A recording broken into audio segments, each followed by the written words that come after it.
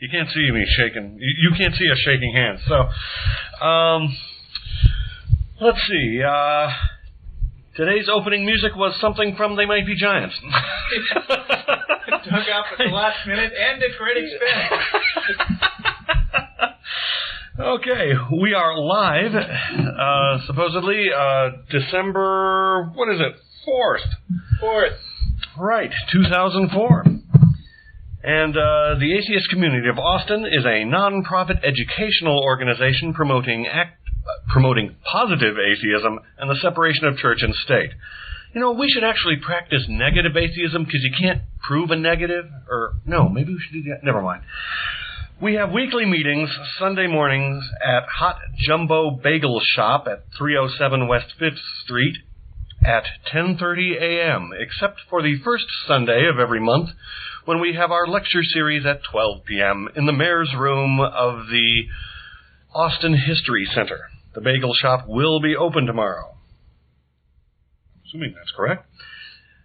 ACA board meetings take place at 10 o'clock, right before our regular meeting on the second Sunday of every month. These meetings are open to all ACA members, but you can only vote if you're on the board of directors. Do we just want to go blah, blah, blah at this point? Blah, blah, blah. Sure, why not? Yeah. What's going on this week? Oh, gosh. I should introduce my dad. He's been on the show before, and he needs to get way closer to the microphone than he is. Hi, folks. Oh, that's, and I need to adjust the sound at the same time that I'm on the air. That's always exciting. Thanks, Jeff, for giving me advance notice, because you won't be here. The funny thing is that the last time Dad came on, a year or two ago, Jeff also was absent that day. So how odd. So as Dad has he ever actually met Jeff? Yes, we had 3 glasses on. Oh, good. Yeah.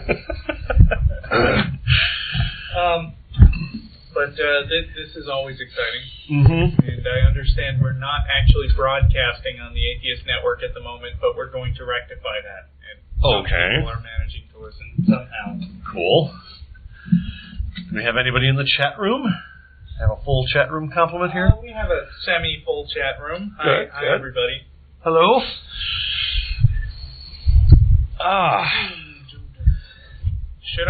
Should we go to news? Yeah, you go ahead. Lacking anything else at the moment? Actually, the last 2 weeks has been rather shy of news. The most interesting stuff is... let's see, paralyzed woman walks after stem cell therapy. This is another application of science. All right. A South Korean woman paralyzed for 20 years is walking again after scientists say they repaired her damaged spine using stem cells derived from umbilical cord blood. Hwang My-soon, 37, had been... is that a real name? As far as I know. Had been bedridden since damaging her back in an accident 2 decades ago. Last week, her eyes glistened with tears as she walked again with the help of a walking frame at a press conference where South Korea researchers went public for the first time with the results of their stem cell therapy. They said it was the world's first publicized case in which a patient with spinal cord injuries had been successfully treated with stem cells from umbilical cord blood. Though they cautioned that more research was needed and verification from international experts was required, the South Korean researchers said Hwang's case could signal a leap forward in the treatment of spinal cord injuries. The use of stem cells from cord blood could also point a way to sidestep the ethical dispute over the controversial use of embryos in embryonic stem cell research. We have glimpsed a silver lining over the horizon, said Song Chang-hoon, a member of the research team and a professor at Chosun University's medical school in the southwestern city of Gwangju. We were all surprised at the fast improvements in the patient. Under TV lights and flashing cameras, Hwang stood up from her wheelchair and shuffled forward and back a few paces with the help of the frame at the press conference here on Thursday. This is already a miracle for me, she said. I never dreamed of getting to my feet again. Well, maybe the doctors had something to do with that. Medical research has shown stem cells can develop into replacement cells for damaged organs or body parts. Unlocking that potential could see cures for diseases that are at present incurable, or even see the body generate new organs to replace damaged or failing ones. So-called multipotent stem cells, those found in cord blood, are capable of forming a limited number of specialized cell types, unlike the more versatile, undifferentiated cells that are derived from embryos. However, these stem cells isolated from umbilical cord blood have emerged as an ethical and safe alternative to embryonic stem cells. Clinical trials with embryonic stem cells are believed to be years away because of the risks and ethical problems involved in the production of embryos, regarded as living humans by some people, for scientific use. In contrast, there is no ethical dimension when stem cells from umbilical cord blood are obtained, according to researchers. Additionally, umbilical cord blood stem cells trigger little immune response in the recipient, as embryonic stem cells have a tendency to form tumors when injected into animals or human beings. Okay. For the therapy, multipotent stem cells were isolated from umbilical cord blood, which had been frozen immediately after the birth of a baby and cultured for a period of time. With these cells were directly injected to the damaged part of the spinal cord. Technical difficulties exist in isolating stem cells from frozen umbilical cord blood, finding cells with genes matching those of the recipient, and selecting the right place of the body to deliver the cells, said Han Hoon, president of Histostem, a government-backed umbilical cord blood bank in Seoul. Okay. Sorry. I don't know. That's Going overboard. a little bit. Can I change the subject? Change the subject, Something please. not news-related. Okay. Actually, there's a couple of things that are not news-related, and I was hoping to get a chance to discuss this with Jeff, but it's related more directly to this show. We've had sort of an ongoing question for a while about whether we're really associated with the Atheist Community of Austin, and to what extent.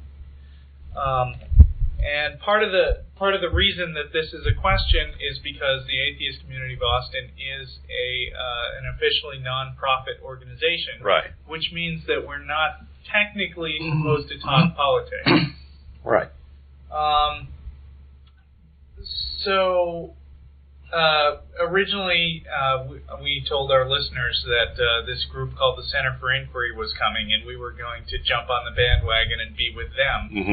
But they not only failed to link up with the Atheist Community of Austin, but in fact failed to show up in Austin at all.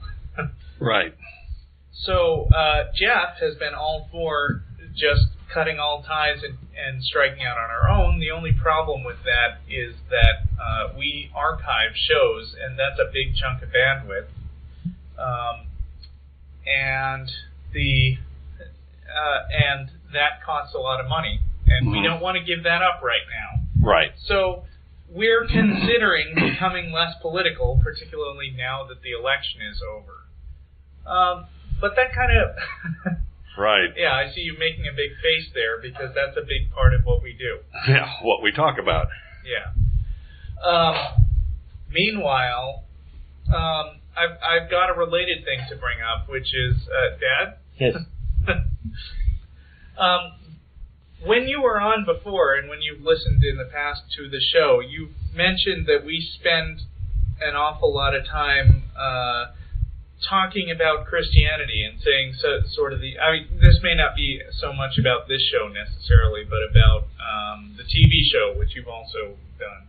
We spend an awful lot of time talking about Christianity and wasting time, so to speak, dealing with the basic boring stuff of Atheism 101 rather than just addressing atheists directly with what we call positive atheism.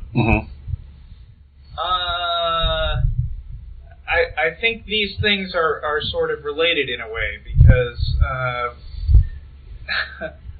I'm not sure where I'm going with this, but it's sort of like right now, isn't it kind of inevitable that atheism and politics are going to be sort of linked?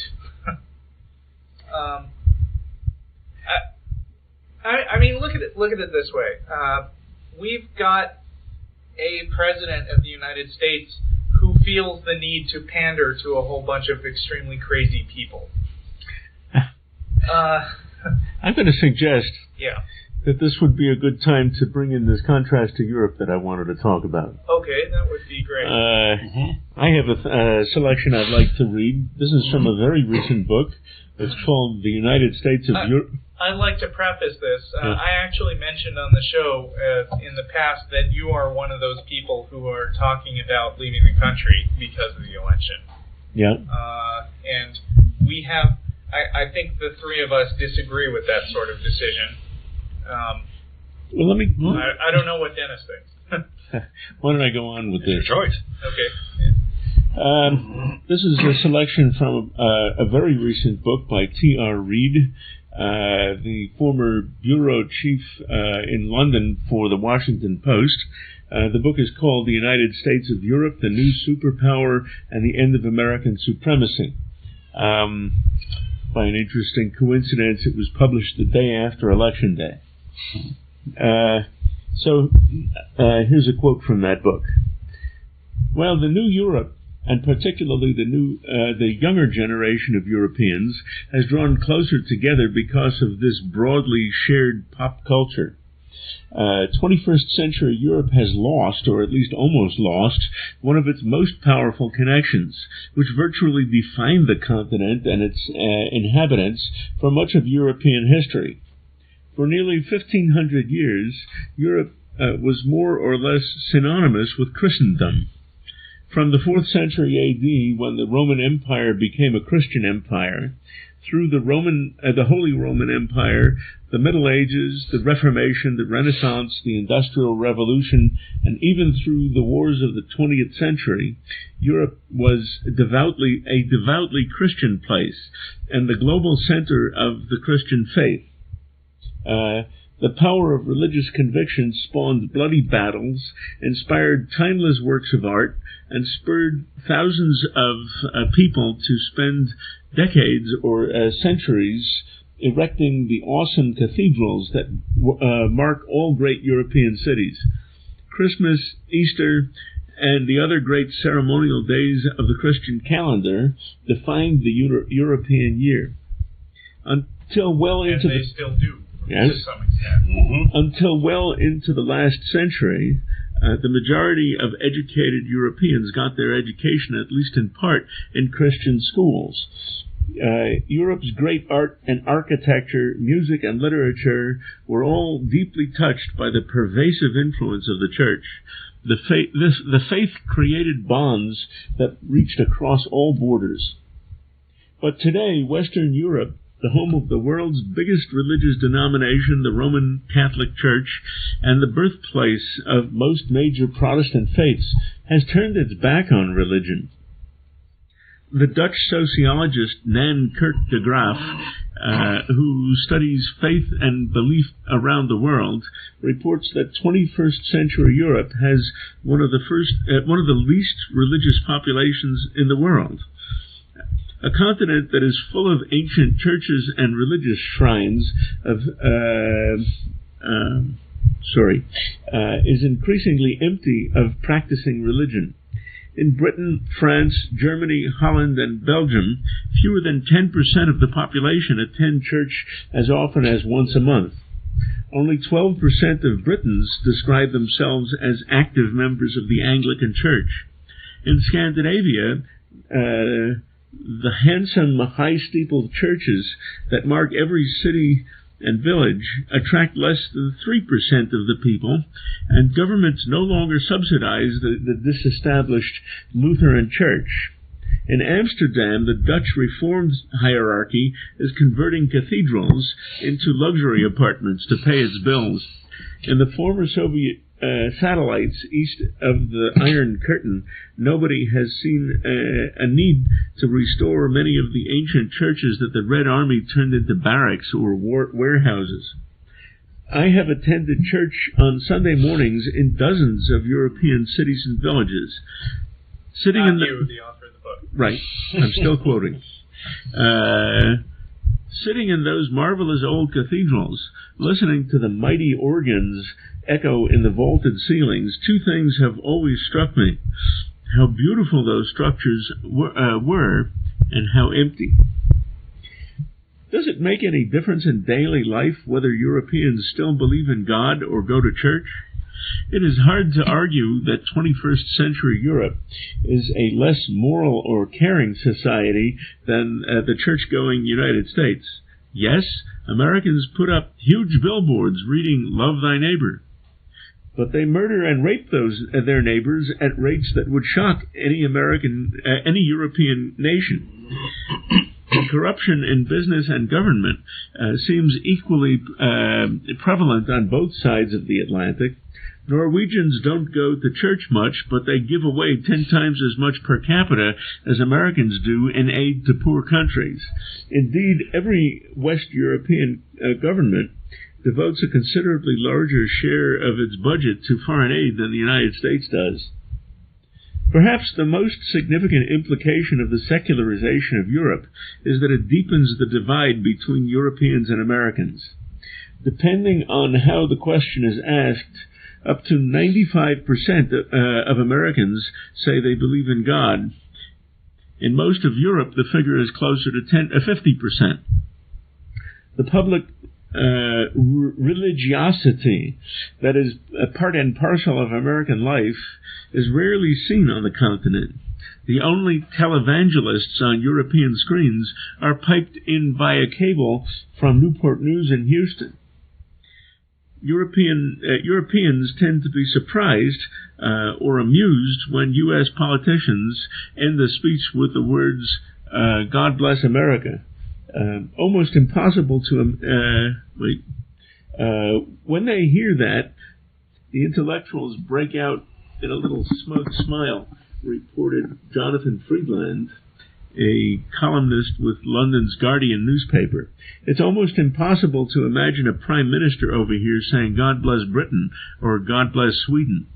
When George W. Bush cited Holy Scripture and argued that going to war in Iraq was a straightforward matter of good against evil, demonstrators by the million took to the streets of Europe. "Don't send us to fight religious wars," read a banner I saw at a demo in Salzburg. Of course, those protests were almost completely dismissed by the American press. Or not shown. Yeah. Right. Yeah. At a time when many European leaders are vigorously promoting the notion that the United Europe should stand as a counterweight to American influence in the world, the different status of religious belief serves to heighten the notion that there is a basic difference of worldview on the opposite sides of the Atlantic. Is that it? Yeah. So what I'm getting out of all that is that Europe used to be really, really religious like we are now. Oh, yeah. And then stopped. Whereas we used to, be big on the whole separation of church and state thing, and then stopped. I don't know that America has ever been less religiously inclined than they are now. I think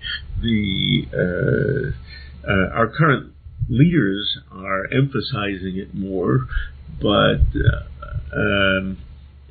and I think they're doing so, as you say, at the expense of separation of church and state. I might mention that if there's one individual in our history who's most responsible for this separation of church and state, it would be Thomas Jefferson. Exactly. In the election of 1800, where Jefferson beat Adams, he was severely attacked in the press for his atheism. Of course, he didn't call himself an atheist. I think he may have called himself a deist. Deist, yeah. He was a Unitarian also, wasn't he? I'm not sure about that. I think you might be thinking of Newton on that one. No. Okay, but in any case,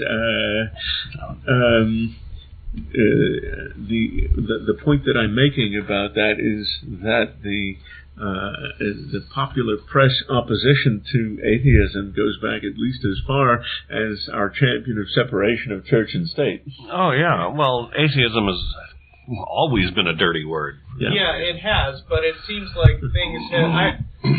I don't have the kind of historical perspective that you have. I'm not sure whether things are better or worse than at different points in our history. Like, for instance, earlier today I was asking you whether you lived through the 50s. Well, you were really young in the 50s, but I was wondering whether, from a religious standpoint primarily, things are better or worse now than they were under the McCarthy reign of terror. I guess I would say that in the 50s, if I remember correctly, there were three things that were so beyond the pale that you could never even mention them. One of them was communist, the other was atheist, and a third one was homosexual. So, from that point of view, it kind of actually seems like things are a little better. Well, they're better than the 50s. We've taken 2 steps forward. We've taken 2 steps forward. Now we're taking a step back. Yeah, but it's not the same as taking 2 steps forward and 3 steps back. Right. Well, at around the time 1964, maybe you could say that there was a high water mark for liberalism in the United States. That's the year when Lyndon Johnson just destroyed Barry Goldwater. Right. And yet at the same time, it was a turning point because I think probably the triumphant liberals of the time overdid it. They then launched into the civil rights movement of the 1960s. They drove away the entire South, and they motivated the right to begin the transformation that has led to the debacle of this year's election. Right. That was also sort of when the breeding ground for the right-wing media that eventually led to Fox and Rush Limbaugh really kicked off, because they had decided that the press was unfair to their point of view. Right. And they decided, basically, the hell with accuracy. Let's see how far we can get with lies. Right. And I think the result of this year's election, things like the awfully far. the Swift boat ads have proved that you can lie as much as you like and get away with it in modern day America. That's right. Of course, here we are talking politics. Yeah, it all boils down to that. Yeah, which is why I was trying to say that it's almost inevitable, isn't it? What are the rules for non-profit corporations anyway? I mean, we can't tell people who to vote for, but but we do. Of that, well, we do. But isn't it? Can't we make it really obvious without coming out and saying it? Because it seems like churches do that all the time, and I realize that the way churches get cracked down on is getting looser and looser thanks to Bush. Yeah. Excuse me, I didn't mean to say that name. Could we declare ourselves a church? Yeah, see, I don't think that would fly. That wouldn't help. We're not a real religion. That wouldn't help. We still couldn't tell people what to vote for. Then we'd be violating the separation of church and state. Which is sacrosanct for the right, yes? Yeah, so you think that we're sort of better off than in the 50s in that one particular regard, even if we're not, even if we're moving in the wrong direction in a lot of other ways. I mean, certainly things are very different from what they were in the 50s. I think maybe this show is a fine example of the difference. I mean, technology has provided us all with this kind of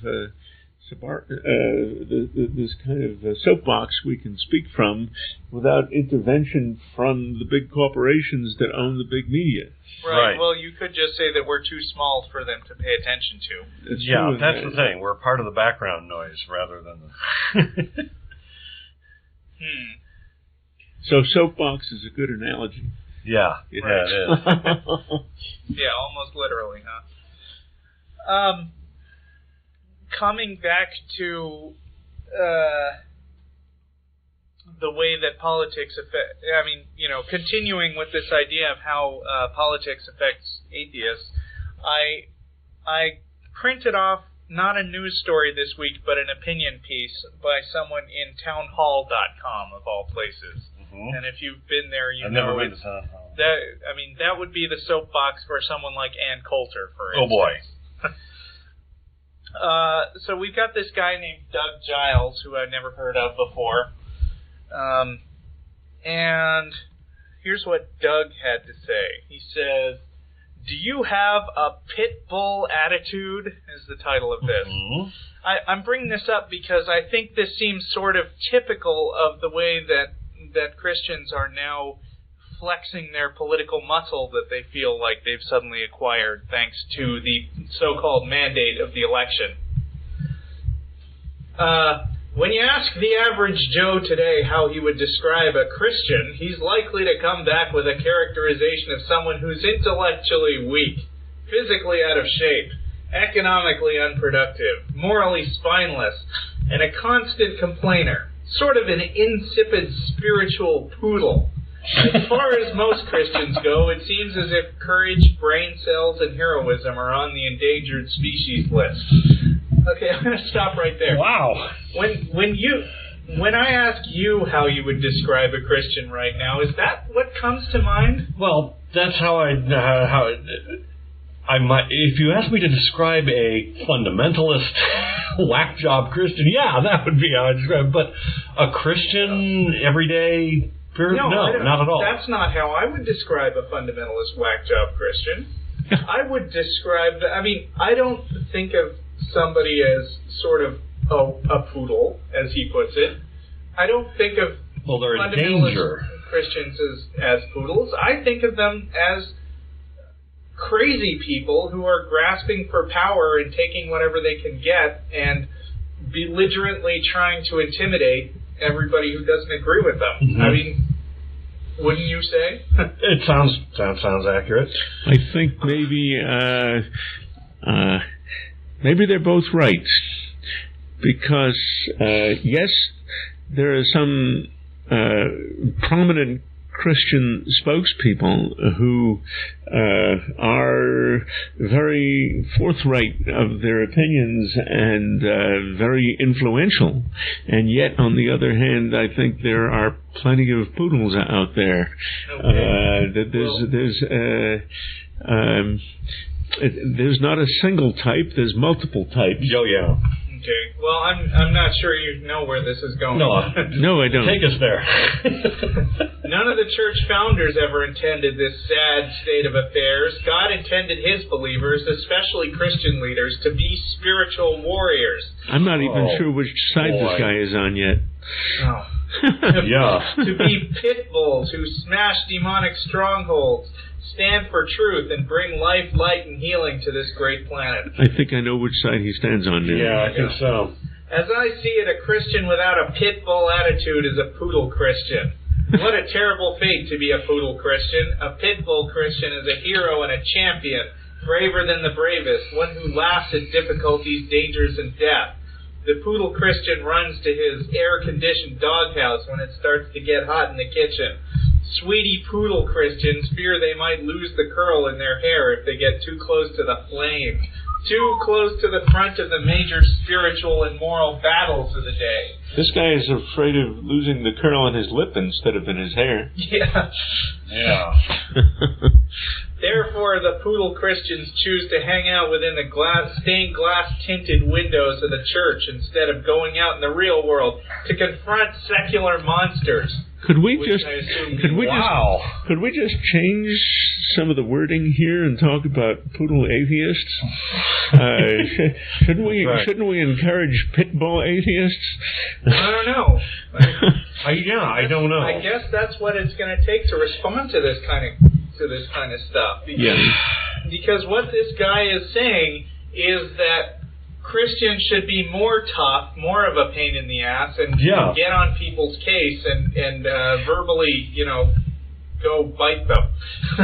Yeah, just like the Jesus character teaches. Yeah, right. That guy. I'll jump to the end here. He basically lists a whole bunch of biblical figures. Of course. Is this the part where they say in the Bible that you should turn the other fist? Yeah.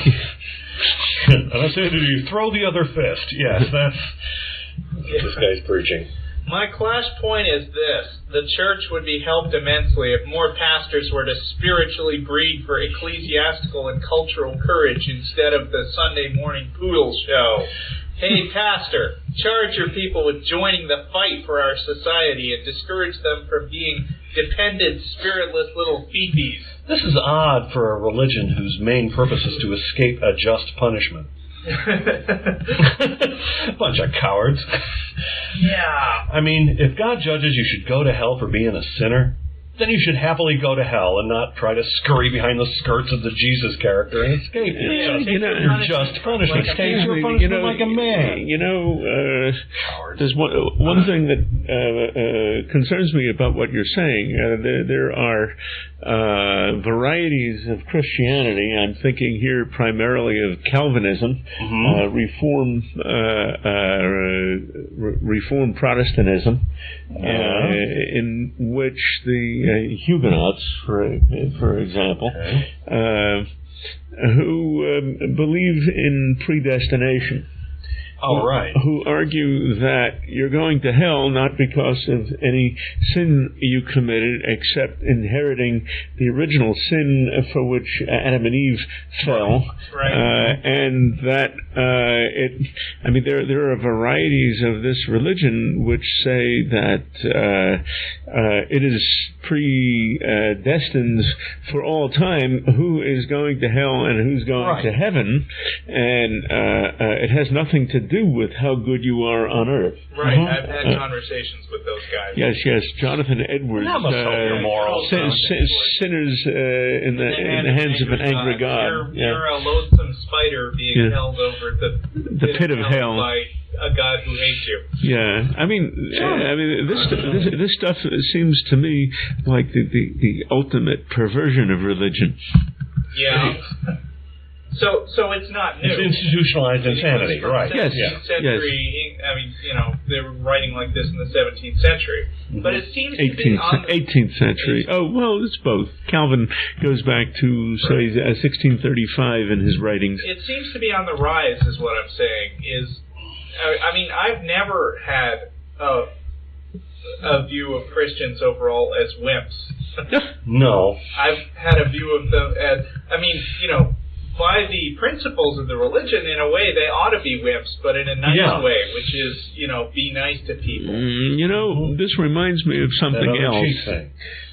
You never do that.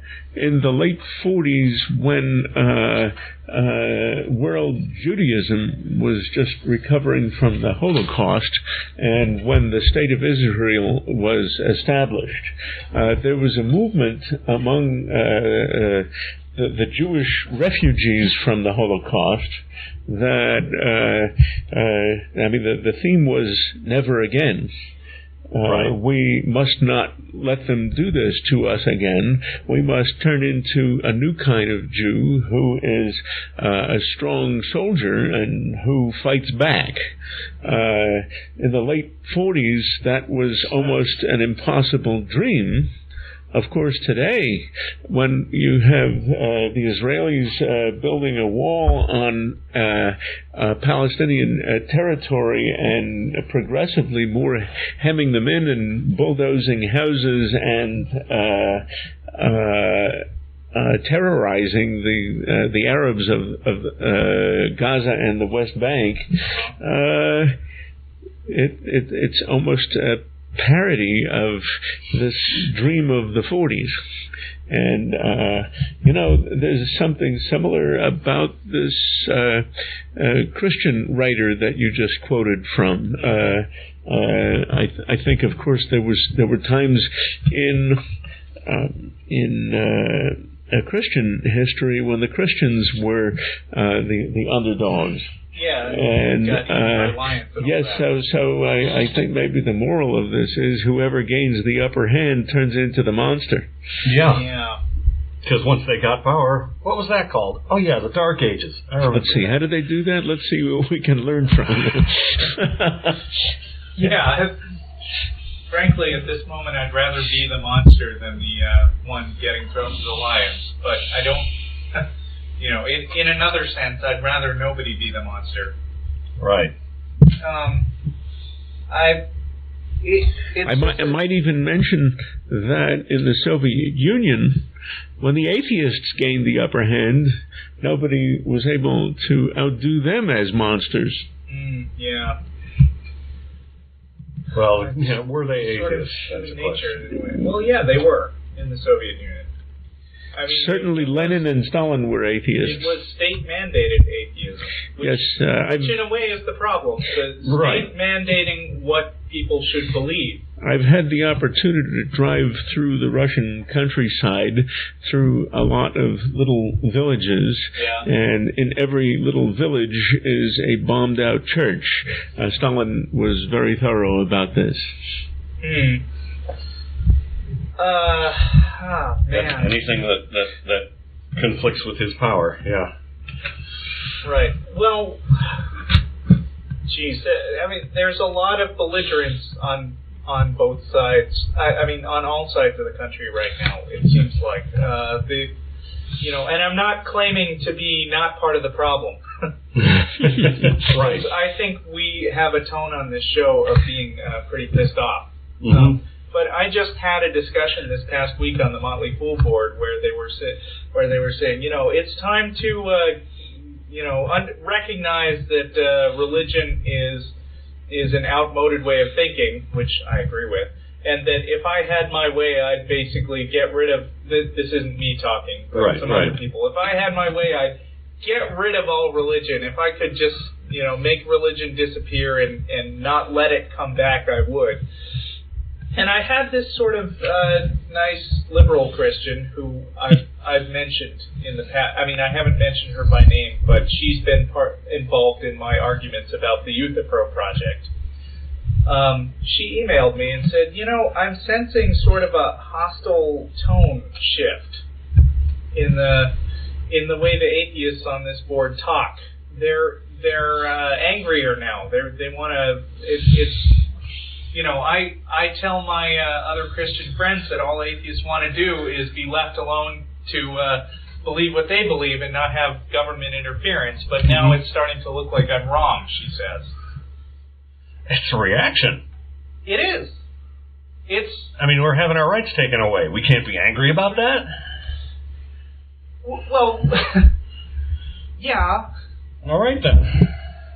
We can be angry. It's just how angry is it reasonable to be without becoming the scary ones?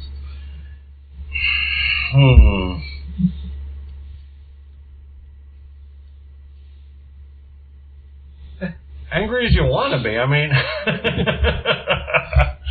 yeah. Well, but we don't want to convey the image that we would be like Stalin if we got in power, right? Right. Well, we're. I mean, we would be happy to be left alone. Yeah. They're not doing that. Right. So we're not happy. Right. There you go. What can we do? I mean, they're pushing. The only thing to do is to lie down and take it. The only alternative is to lie down and take it. I guess I would say that in America today, atheists have become the whipping boy in the same way that in previous generations niggers have been the whipping boy. Yeah. Jews have been the whipping boy. Today, it doesn't matter in America what you believe as long as you believe some sort of nonsense. Right. If you believe nothing, then it's okay to bash you. What I find amazing is you're allowed, official people say things about atheists that they said it about Jews. If they said it about blacks or Jews, they'd be crucified. Yeah, but no, it's okay to say anything you want about atheists. We got no morals. We got we're a bunch of monsters. We're working for Satan. Blah blah blah. Say anything they want about us, and it's okay apparently. Right. We're second-class citizens. Already. I think one of the things we've talked about in the past, actually, is that not just atheists, but liberal people in general, and I guess even if we're not going to be a political show, which we haven't decided yet. It's still okay to have a liberal point of view, basically. Right. Tend to be the guys who try to see things from the other person's point of view, and be nice and not angry. Poodles, this guy would say. And those are the Christians are incapable of doing that. Right, and when we step out of that mold and start saying, hey, we don't like what you're doing here, we immediately get this unified chorus of voices saying, you're being intolerant to us. Right. How dare you disagree? What I like is that, okay, what gets in the way of our, they'll say, oh, you're intolerant. Oh, you think we're stupid. Oh, you think this and that, right? Yeah. But then again, they think that we deserve to be tortured forever in a lake of frickin' fire. Right. So I mean, I only think they're a little bit soft in the head. They think I deserve to be tortured forever. Who's? Yeah, I mean, there's kind of a double standard thing here. Because, a major double standard thing because conservatives talk about how when they're asked for their opinion, which I don't, but they act like I did. They say, you liberals lost this election because you're so angry. Look at Michael Moore. He's crazy. We're angry. But holy crap. And then they go on to say, why don't you guys just shut up and relax while we do whatever we want and stop opposing us? Oh, gosh. The irony. Gosh. Gosh, I said. Yes, absolutely. Oh, man. It's crazy. So, yeah.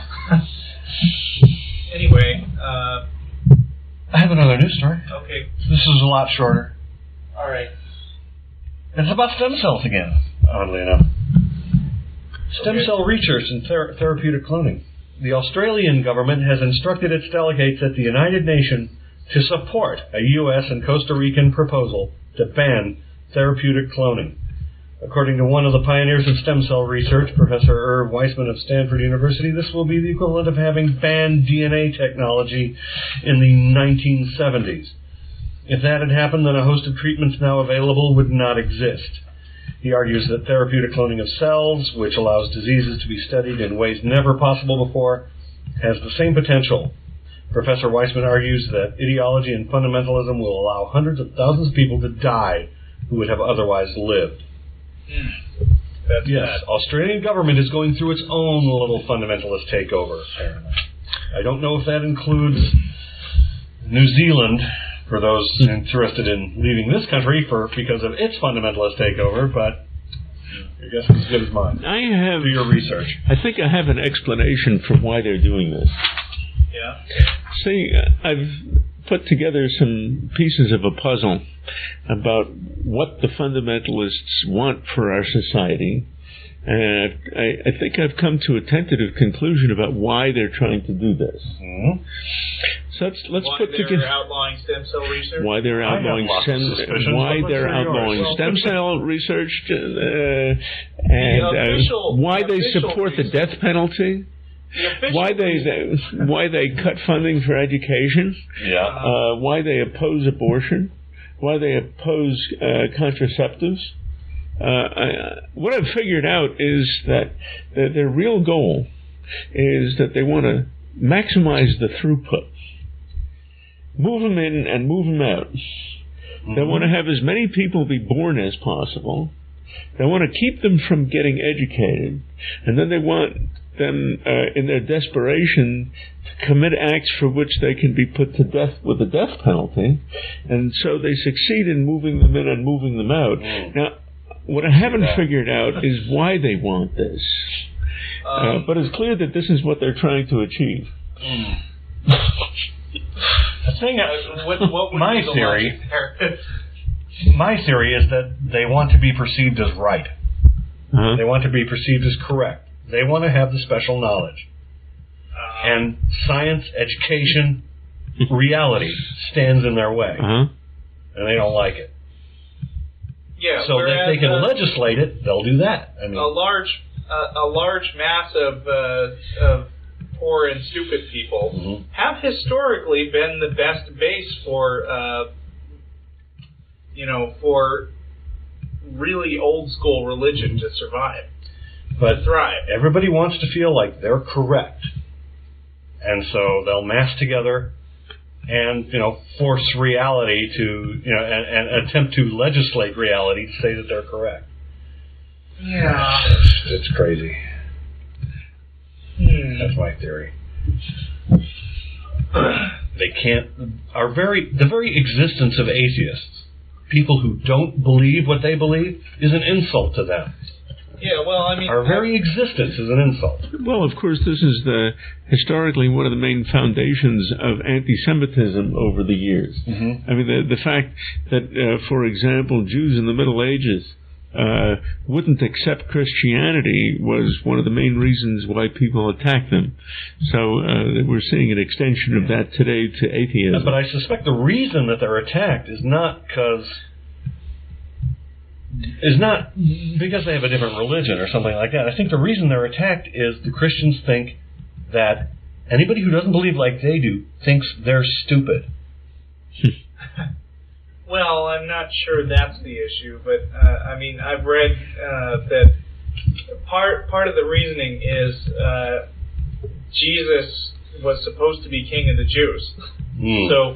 So when the Jews said, we don't want him. No. We didn't vote for him. You don't vote for saviors? You don't vote for saviors? Well, how did you become savior then?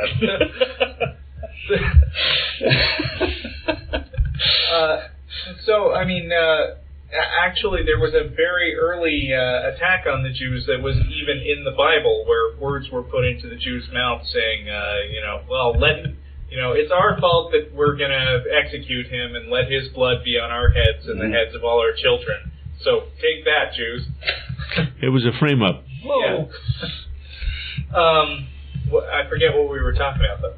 I don't know where to go from here. Yeah, I'm lost. We need Jeff. Jeff is our guiding light. No, Jeff. Our He's Savior. our God. No, wait. All power to Jeff. Think he's listening to this? I don't know. Get well soon. I insist. Okay, well, since we're talking about how moral Christians are, guess what happened again in Texas? Oh, another execution? No. Plano, Texas. Yeah. Oh, another disarmament. Yeah. Oh, God. Sorry. Oh. Did I screw you? Plano, Texas, with a calm and dispassionate voice and a hymn playing in the background. Dina Schlosser confessed to the unthinkable, telling a 911 operator she'd cut off the arms of her baby girl. This always happens in Texas, right? Yeah. They're not cutting the arms off, but it's kind of there have been like 3 crazy women who Christian killed wacko their kids, killing their kids. It's been Christians in Texas every time, right? Yeah. What are we doing here? Well, okay, I forget. When you institutionalize insanity, you can expect this kind of stuff. The woman was sitting in her living room covered with blood when police arrived Monday. Her nearly 11-month-old daughter lay fatally injured in a crib in a bedroom of the family's apartment in Plano. The child died shortly afterward in a nearby hospital. Police have charged the 35-year-old mother with capital murder, but declined to reveal where she is being held. Schlosser, with a history of postpartum depression, which also seems to be a component of the story. Yes, you would think. Has been investigated on child neglect allegations earlier this year, but Texas Child Protective Services had recently closed a 7-month investigation, concluding that Schlosser did not pose a risk to her children. Oops. Now, neighbors said she seemed to be a loving, attentive mother. Yeah. It's kind of interesting, when some kid, committed suicide. Jack says, that's right, there's not enough yelling when Jeff's not around. Yeah. But so committed suicide, and they searched his place and found D&D manuals and stuff like that, and blamed it on this horrible game, right? Do they now go through homes and see if anybody has a Bible? No. No, gosh. They don't seem to make the connection. No, I bet that woman was a Christian with him playing in the background. It's funny, no mention of it in the article. It's like, okay, fine. If what you read and what you do is not an issue, then at least have the decency to have a single standard. Yes. Well, of course, people will now rush to claim that she was not altogether. Oh, she's not a true Christian. Right. I hate reading stories like this. Yeah. I mean, we make light of them because they're so bad that all you can do is just joke around them. Right. Marvel. Well, it's laugh or cry, and if you start... Yeah, and crying isn't good for crying, you might not stop, so... We could call it a soap opera. Yeah. Let's see. So, what else do I have? I've got several more news stories. Yeah? Well, I've been having all sorts of discussions on alt-atheism, but they mostly boil down to, things I really shouldn't discuss if we're a non-profit. We're associated with a non-profit organization. Why? It all boils down to, politics. Politics and stuff. You're a regular on alt-atheism. Yeah. Has it gotten a whole lot more political now? Well, of course, before the election, it was nothing but political spam, pretty much, and it was it was intense, and it's still going on pretty much, but it's died down a bit. Are the political arguments coming from Christian people who are arguing that Republicans are godly, or are you getting a lot of right-wing atheists too?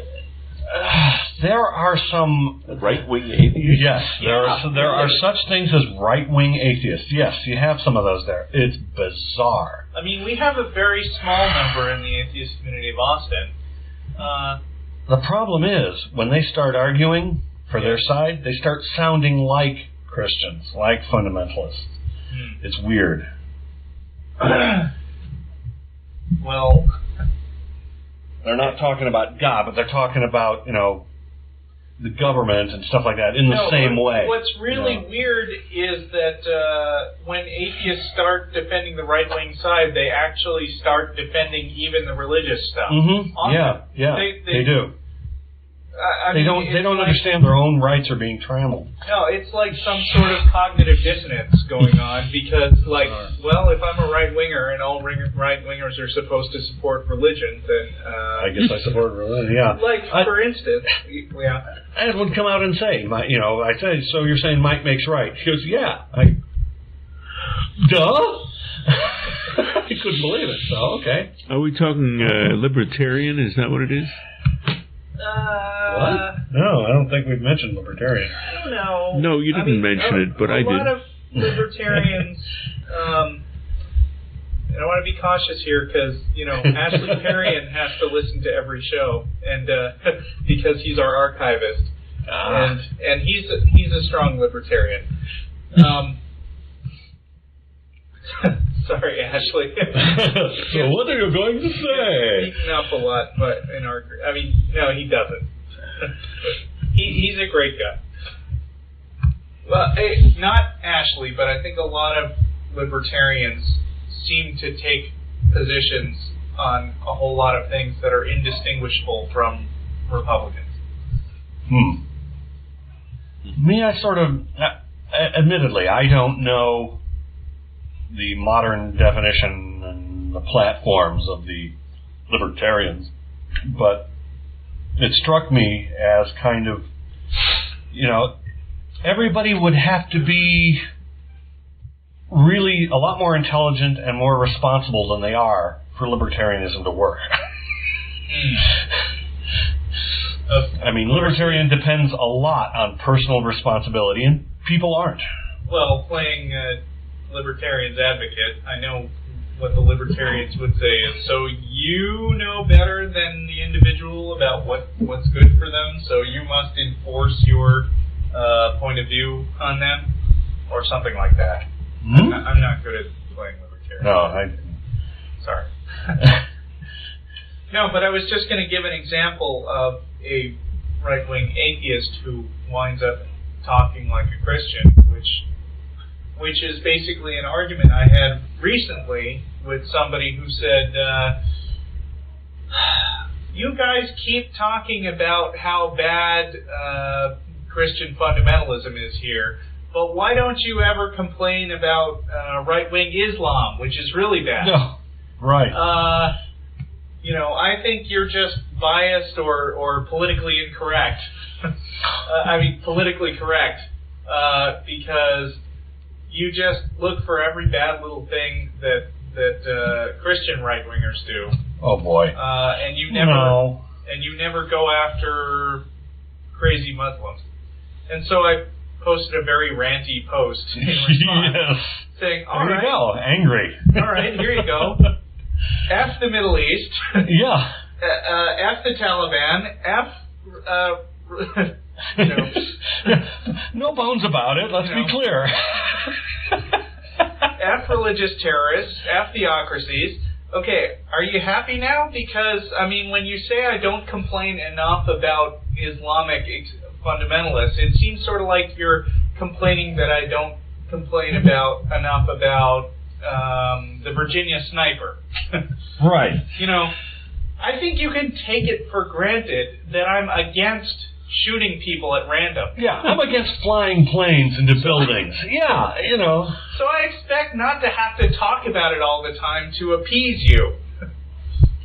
They're grasping for any little straw, Right, and the reason I'm worried about America and American fundamentalists is because, no, we're not like the Middle East, and I like it that way.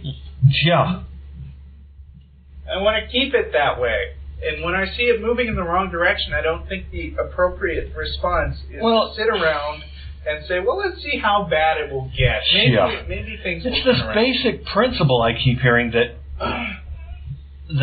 if you point out the deficiencies of something, then you're against it. Yes. But if you just go with whatever it's about, then you're for it. It's like, no, we point out deficiencies in our administration and everything because we want it to be improved. We see this as a problem that needs to be fixed to make things better. Yeah, we want improvement. To take a geek analogy, I read an article by Larry Wall once, who invented the Perl language, and he said, Perl programmers seem to get very defensive when people say that there are things that are wrong with the language. Like, it's a perfect language. You should use it for everything. What's wrong with you? And he said, well, I designed Perl, and there are things I just didn't design it to do. So go ahead. Here you have it from the creator of the language. It's better to use C++ for certain things. It's even better to use Fortran for some things. No, it's not. I programmed in Fortran.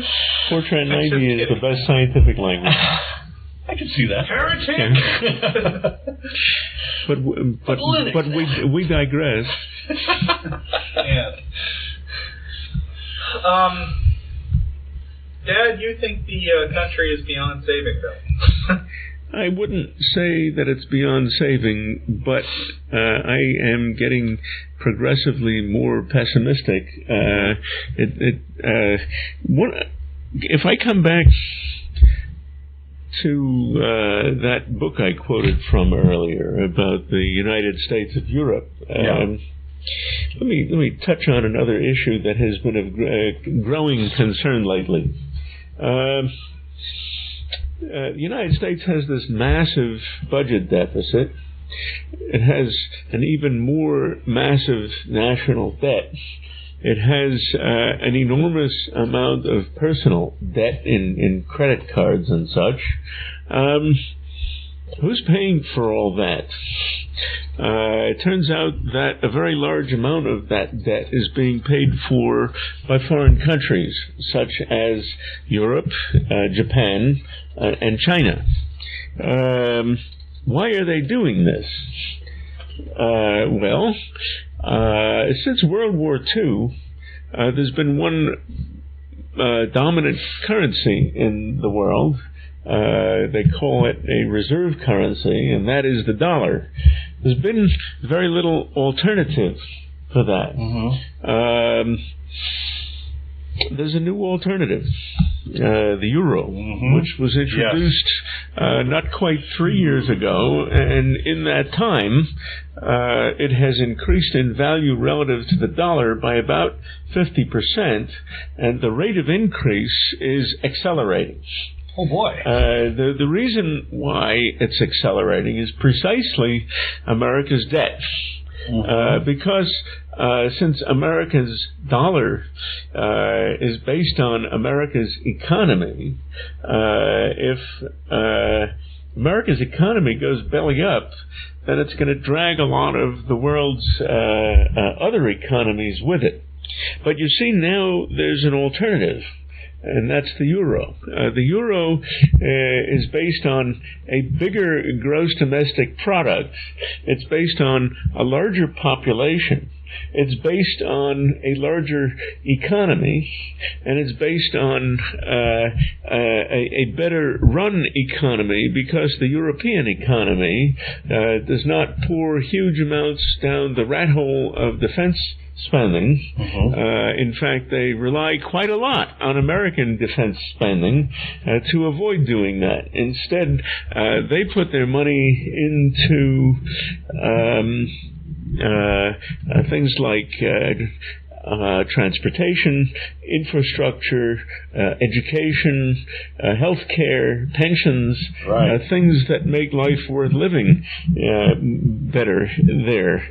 That's because they haven't been taken over by the extreme right the way the United States has. Wait a minute. Here's a question. Okay, but I'm almost done.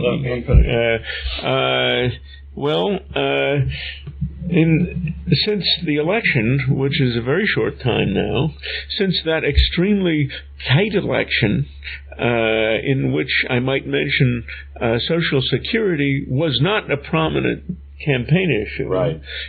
Now, Bush and the Republicans are claiming that they have a mandate to change Social Security. The way they want to change it is to privatize it, and the problem with that is that the income from current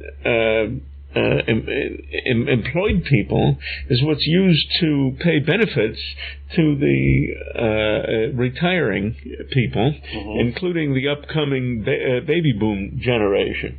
So this leaves a hole of about $2 trillion if they turn that money toward private accounts. And it seems to me that this might be the final straw that breaks the American economy. The way this will work, Paul Krugman of the New York Times describes this as a Wile E. Coyote moment. He says that at some point, the investors of the world, such as in Europe, Japan, and China, will make the decision that they would be safer putting their money into euros. What will happen is that then America, faced with this mountain of debt accumulated over the last, 20 years, I think maybe since Reagan, this massive debt will then be faced with very steeply rising interest rates. People will no longer have the capacity to borrow. Everything will come screeching to a halt. We're going to have a train wreck of an economy. Wow. So you asked me whether and why I'm pessimistic. I think what's happened is that there's a divorce from reality in America. There's a substitution of faith for reality, and it's going to come back to haunt us. Right, and just to bring this back to an earlier topic, the reason that atheism, another reason that atheism is sort of inseparable from politics right now, is because we're supposed to be the ones who are connected to reality. Right. Instead of some kind of spiritual realm. We're the reality-based. Yeah, we're on a reality trip. Yeah. Where if you believe something, then that makes it true. I could sum up a great deal of what I see wrong with America today in the phrase magical thinking. Oh, yeah. Think about the popularity of Harry Potter and Lord of the Rings. But Harry Potter is great. Not only that, Harry Potter is English. It's fiction. And people know it's fiction. Yes, but they don't understand they don't understand that what Bush and his fellow Republicans are talking about is fiction. Right, they don't understand that. Yeah. And they're driving us into the ground, I think. Yeah. They are. And in a very real sense, I think that there's that the great political divide right now is between people who think that you can figure things out by using reason and evidence, and people who think that if you want something to be true, then it will be true. Yes, and you listen to your inner voices. Yeah. Until they tell you to cut your baby's arms off. Right. Then we call them crazy. By then it's too late. Yeah. That's reality-based. Reality. We're lagging behind because we're reality-based. The thing is, they can only support this house of fictional cards only so long. And well, that's what it has to come crashing down at some point because reality will reassert itself at some point. This Wile E. Coyote moment that Paul Krugman writes about. If there's anybody out there who is not familiar with the Roadrunner cartoons, Wile E. Coyote inadvertently runs off the cliff, and for a moment he doesn't realize it, and he looks down, and as soon as he recognizes that there's nothing under him, that's when he takes the plunge. I think maybe that's what's going to happen to the American economy. Right. Reality catches up with them. Well, economies are notoriously difficult to predict, but who knows? Who knows? We've got another good argument as any I've heard. We've got another incident of mixing church and state going on in Georgia this week. Oh, yeah? A high school principal apologized on Monday for reading a poem called The New School Prayer over the school's intercom, which brought complaints from some parents who said it violated the principle of separation of church and state. And good, if I may say so, good for them in Georgia. Yeah. Somebody having the guts to complain. Oddly. Of course, that's the only way we ever hear about these stories. This is the thing. It's like we had somebody arguing, we need to bring more religion into life, into politics and all this stuff. And I go, okay, which sect of Christianity do you want to be the official religion of the United States? Yeah. Never got an answer. He ditched that thread. Just Christianity. This everyone. Sort of generic Christianity. No, sorry, one will take over. And all the other sects will then be second-class citizens, and we'll see how they like it. Well, that was the hope in the 30 Years' War that killed about a quarter of the European population. Yeah, that's what happened. Yeah, so anyway, this high school principal, Tommy Kraft, said he didn't want to promote religion, but to provoke thought and discussion among students about the changing political climate in school when he read the poem the Tuesday before Thanksgiving break. The poem has been circulating on the internet since 1992, and we talked about it before. Oh, really? Yes. Let me refresh your memory. This is how it goes. Okay. Now I sit me down in school. I'm just going to read a little bit. Yeah, please. We now can I get the gist. sit me down in school where praying is against the rules. I went to trouble to look this up. Right there, it's wrong. Right. For this great nation under God finds mention of him very odd. If Scripture now the class recites, it violates the Bill of Rights, and any time my head I bow becomes a federal matter now. So basically, he was preaching how horrible it is that we can. Right. That we can do all these awful things like pierce our noses and dress funny in school, but we can't have a school-mandated prayer. When we talked about this last, I actually read a poem which I plagiarized from our good friend John Hatton, who I met at the Atheist. Yes. At the convention that we went to. He runs Shatnerology.com. Right. He had some hilarious stories about that. And his response to the prayer, using the same rhyme scheme, was, "Kids, please pause for Muslim Rebecca, who'd like to kneel and pray to Mecca. Now be quiet while Hare Krishna Jay intones his mantra in class today. Let's give time to Mormon Rod, who's ready to become a god. Catholic kids around the nation will get their transubstantiation." And so on and so on. And then he genuflect. Indeed, the parents would object from kids' prayers that are not correct because Christian kids will be liable to find ideas not in the Bible.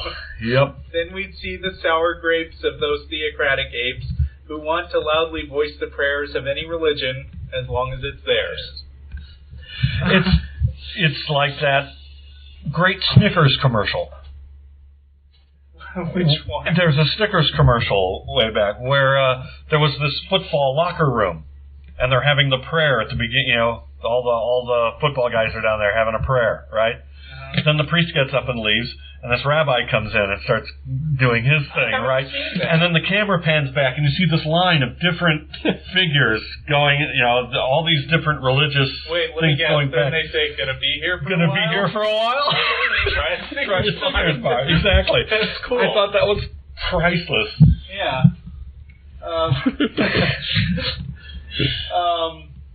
When was that aired? Oh, I don't know, but it went on for a while. Must be pretty recent because that's no, that was like 3, 4, 5 years ago. I guess, oh, really? Like that. Yeah. Well, I thought those "gonna be here for a while" commercials were only fairly recent. No. Well, what I'd like to say is I'm fine with the teacher with the principal reading that poem in school as long as he follows it up with John's poem. Right. I think that would be great. Man. No, another really example of Christians being incapable of putting themselves in anybody else's shoes. Right. Care to put in a word about Raymond Smulyan here? Raymond Smulyan. What about him? Wrong God. Is that related? Well, yes. It's the same idea. I mean, we had a discussion about Pascal's wager by email. Oh. It was a brief discussion because we both agreed. Okay. It's dumb. It's bogus. We were in violent agreement. Yeah. Violent agreement. Well, another thing. Something about that article you wrote. Yes. Bugged me. What, read? Yeah, that you read. Yes, I'm sorry, about that you Europe? read. About Europe. Bugged me about the intellectuals having that little smug smile. Uh-huh. I agree they probably did. But, oh boy, over here, you say, intellectual has the same appeal as the word atheist. Or liberal. Or liberal, yeah. right. It's like... Yeah, you're what an is it? intellectual elite. You're some snob How did we... ivory tower. Well, what they do in America today is that they take everybody who knows anything about anything, and they lump them into a special interest category, and that gives them the right to ignore them. Mm-hmm. Yeah. Well, I also blame... I blame the media. They always portray people who know stuff, like scientists or anybody like that, as smug bastards, who are usually the evil guys. Yeah, that's what intellectualism is portrayed as evil. It's like, what the fuck? Yeah, when I talk about the media. I said something a couple months ago about how Fox News' slogan is fair and balanced, but not fair, balanced, and accurate. Right. They have this idea of fairness, which involves, if you have one person saying one thing, then you should balance it with another person saying another thing, even if the other thing makes no sense. Right. So if you have a guy who says we landed on the moon, oh God, yes. Then you must put him on the show side by side with one of those crackpots who says we didn't. Right. And the moon is made of green cheese. Yeah, you should have one of those too. God. And that's yes, balance. I've argued with things like that on the net too. It's like, oh God. People just don't understand what fairness means. Hence my theory is that they want to be right. Regardless of any justification, they want to be right. Or, so it's just easy to believe what they say. I'm right, and that's it. During the 1964 Goldwater campaign, there was a big bulletin board, I think it was in Atlantic City, that said, "In your heart, you know he's right." And then they came back from the other side with, "Yes, extreme right." Just believe. Yeah, or falling short of being right, they want to be put on an equal platform with people who are right. So that they can appear to be at least half right, each of them. Mm-hmm. And this recent movie, what is it, Polar Express? Isn't its big message, just believe? Yeah. All the people who don't believe are portrayed as evil. It's like... Yeah, believe as long as you believe something. And to quote the great W.C. Fields, I believe I'll have another drink. No. Only believe what you can justify.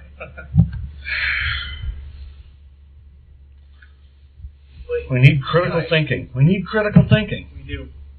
Critical thinking. Good. Hence, the likes of James Randi and Psychop and all those guys are really in a large part, the core of the problem. There's no critical thinking going on. They're not the core of the problem. They're the core of the solution. Right. There's no critical thinking going on. If we can, James Randi. It's great. He's. I told you about him before. He's got a $1 million prize that he collected from various skeptics and things, which is up for anyone who can prove any kind of supernatural abilities in a scientifically controlled test. Right. And scientifically controlled is kind of a misnomer.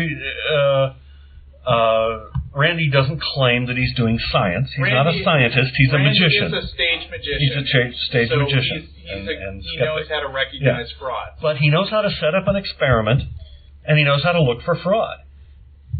And so, it's the greatest thing to shut up the woo-woo crowd, because, he says, well, if you've got this special power, or if you can do this thing, if you can do therapeutic touch, if you can show me that, you can show me that homeopathy works, you get $1 million. Well, listen, I was just about to read you something about homeopathy. Okay.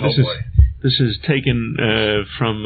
How much time do we have? We have... 6 minutes. We started late. I thought it was... Okay. Yeah.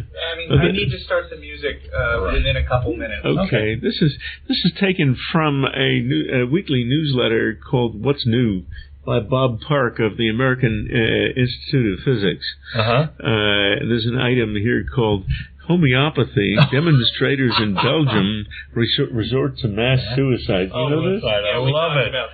We talked about that when it happened. It was great. Okay, I'll read this. It's an awesome thing. A special report in the current issue of Skeptical Inquirer looks into the ultimate protest by a group of skeptics. They objected to a decision of the major health insurance companies in Belgium to begin covering the costs of homeopathy in response to popular demand. Depressed by the willingness of the insurance companies to encourage quackery, the 23 skeptics resigned themselves to committing mass suicide by drinking a cocktail of lethal poisons, including arsenic, snake venom, and deadly nightshade. To the honor of the homeopathists, to the horror of the homeopathists, they even increased the potency in true homeopathic fashion by preparing a 30C solution of the cocktail. So that means, if I can sum that up, he goes on and explains. Well, yeah, but I think we're running out of time. It's almost done. Okay. That means the cocktail was diluted 1 part per 100 and shaken, which was then repeated sequentially 30 times. All newspapers and TV stations were invited to watch the death agonies of the 23 deranged suicides, who included a number of prominent citizens and professors of medicine, and a few normal people armed only with common sense. The media coverage was excellent, but the suicide attempt was a failure. Right. So homeopathy poison. Yeah. What is the claim of homeopathy? That if you put a tiny bit of good stuff in a whole bunch of water or whatever, then their claim there's an essence. You put a substance in water, however concentrated you want, and then you start diluting it. Mm-hmm. Yes. And you dilute it, and you dilute it to the point where it's unlikely that a single molecule of the substance will be in there. Yeah, overwhelmingly unlikely. Yeah. And somehow the water will remember the presence of the substance. The essence. And that will be what heals you or whatever. With arsenic and yeah, sure. The snake venom. Unlikely any of them got a molecule of it. Yeah. Oh yeah, but it should have been. The more you dilute, the more powerful. That's right. It should have killed them like that. You know. Oh my God! Thank goodness they're alive. Okay, I'm gonna say bye. Okay. Thank you guys for pulling this show together. I think it worked out okay.